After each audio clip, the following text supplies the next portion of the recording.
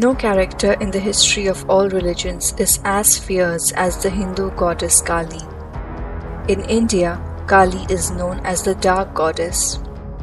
When the Western scholars encountered Kali, their first reaction was that of shock and surprise.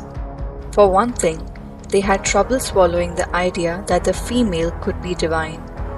The closest they had come to such a deity was the kindly and virginal Mother Mary. In the 20th century, with the rise of women's rights, feminists came to view Kali as the embodiment of feminine power. They found her to be liberating. The image of Kali that exists in the West is rather different from the way most Indians see her. Kali, the name which literally means time in Sanskrit, is an intensely frightening and the most powerful manifestation of Shakti. There are many depictions of the different forms of Kali. The most common form often shows Kali as black, naked, with angry red sunken eyes, wearing skulls around her neck as jewelry and limbs around her waist. Her blackness represents that she is nirguna, meaning beyond all qualities of nature. She has 4 arms, showing aspects of both creation and destruction. With a blood sword in one of her hands, she defeats the enemies and carries the head of a demon on the other hand.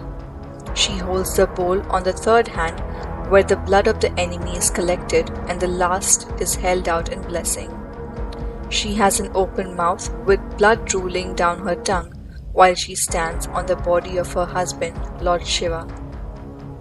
Although Kali is associated with blood, death, and destruction, she is also seen as a mother figure and often referred to as makali, meaning Mother Kali. Kali is the dramatic expression of a fierce mother's anger and the feminine power that awakens to attack those who threaten her children. The birth or origin of Kali is popularly known through the story of her fight in Markandeya Purana. In Hindu mythology, Raktabij was a demon or asura who had been given a boon by Lord Brahma that every time a drop of his blood fell on the ground, a new version of his own would be created. Having received this boon, he made the life of people and gods miserable, more so with this power to produce more Raktabij every time he sheds a drop of his blood. Hence the gods reached out to goddess Durga or Shakti for help. Armed with all the weapons, the goddess charged at the demon. But as soon as she wounded him with her sword and his blood fell on the earth, the demon multiplied. With more attempts at killing Raktabij, he kept on multiplying. Huge armies of Raktabij were formed by the drops of blood which fell on the earth. Enraged by this, the Devi took the fierce and infuriated form of Kali. She went on to destroy the demon with her sword in her hand. She slayed each demon and collected their bloods in her bowl and drank it immediately. Soon she finished the whole army of Raktabij and only the real Raktabij was left. Then she killed him down and drank his blood until he fell down lifeless.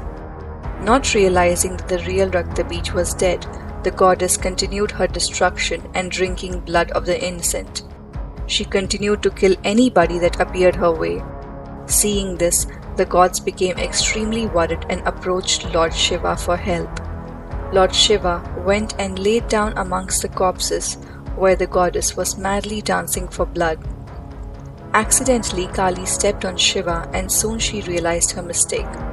It was then she stuck out her tongue out of embarrassment and calmed down. She was ashamed that her bloodlust had prevented her from recognizing her husband. Soon she came back to her original form and the destruction was stopped. Shiva lying at the feet also symbolizes the supremacy of nature over man. It clearly shows that without Kali or Shakti, even a powerful force like Lord Shiva is inert.